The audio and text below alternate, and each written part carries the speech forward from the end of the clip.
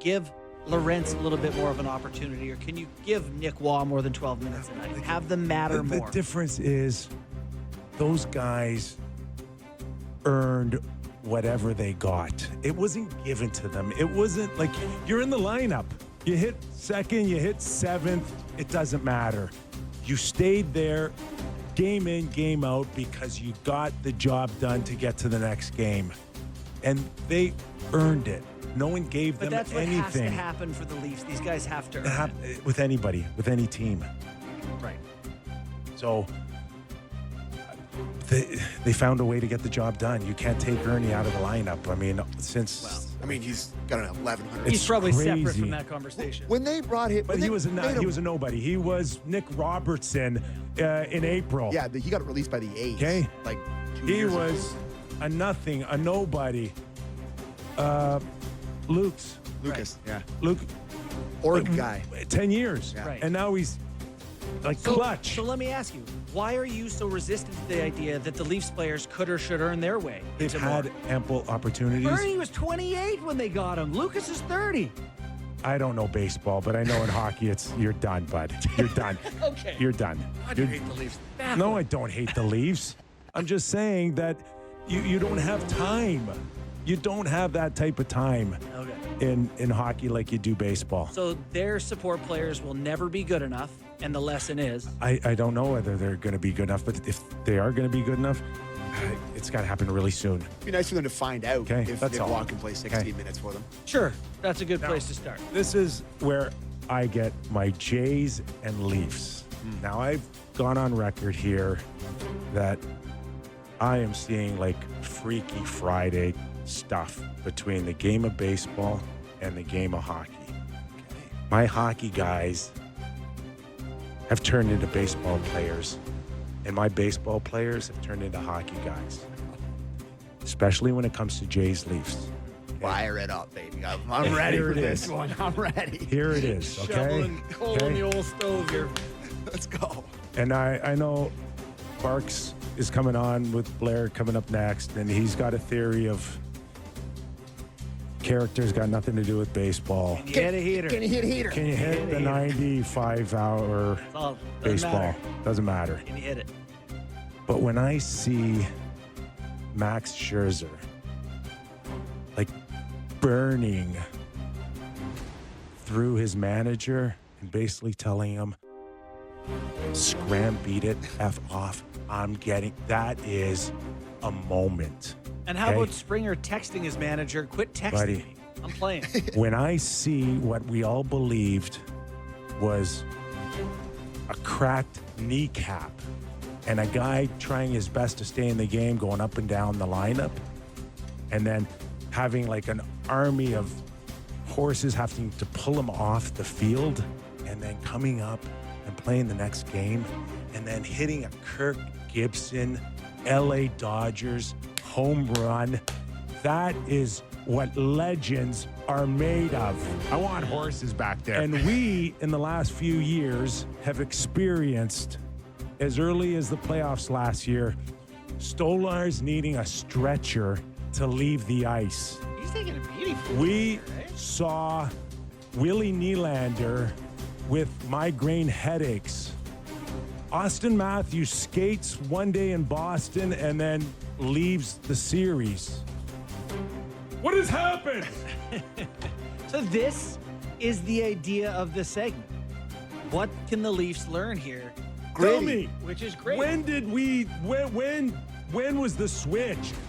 The baseball players are supposed to be out weeks with a hangnail. Now, in fairness, Santander missed a huge game with back tightness. And then they sent him packing. spots because they win again. And then they sent him packing. No, listen. I mean, that's one of the things I love so much about this Blue Jays team is they are gritty. They've been gritty all year, and they've just been a gritty team. And the Leafs are the opposite of that. And it's a tough dichotomy between the two. It really is. No, it's a good one. And it's going to be hard now for Matthews and Nylander and the group to ever gain what they've saw last night. I'm not saying it's impossible. They're going to get their chance as early as tonight. I would put this game tonight against New Jersey, we're going to have Tom Fitzgerald join us in a few minutes here, general manager of. This is a tough game. You're coming off that last night. You're coming off Stolarz calling you out, and now you're going to play a very fast team. This might be one of the toughest regular season games of the year for them. Yeah.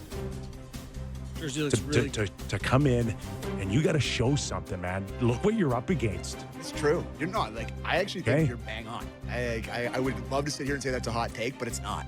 People are fired up. They're excited about sports in the city. It's a big night. And this is a chance for them to, Morgan, I know you feel bad head today, coach, too. right? And you guys all feel bad because you've underachieved and they're doing their thing, but you got to match something tonight. The other thing, Kip, that just furthers your point is the perspective of they put a Leafs jersey on Vladdy. Vladdy wore a Leafs jersey, and everyone immediately went, ugh, because that's how they feel about where the Leafs Honestly, are at. I feel horrible. Like, that bugs me. But that also, bugs me. that does relate to this tonight, where if they go out and they lose 6-1 to Jersey tonight, the night after watching the Blue Jays do what they do, everyone's just going to have that, like, the Leafs, apathy is the worst thing from a fan base, and I think you're at risk of generating real apathy. I got a lesson that stop making fun of Toronto sports fans.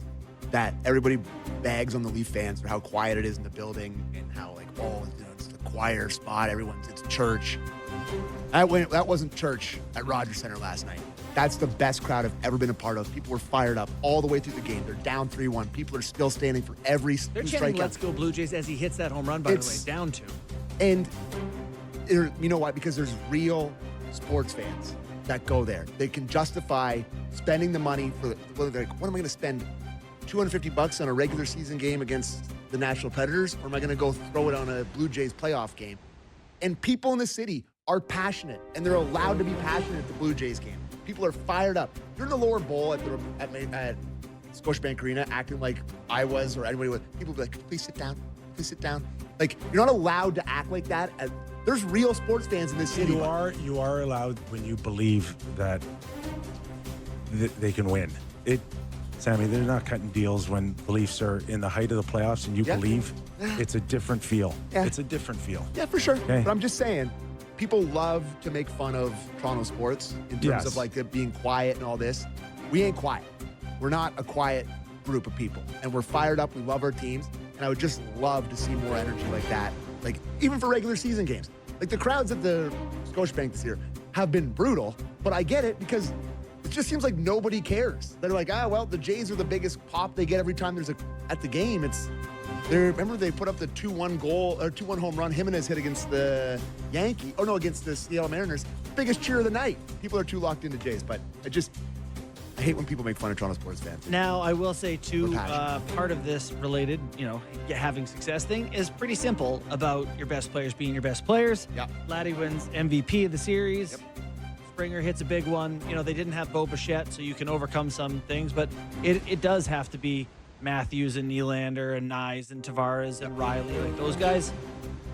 It doesn't have to be in Game 7 necessarily, right? Vladdy wasn't his best game, but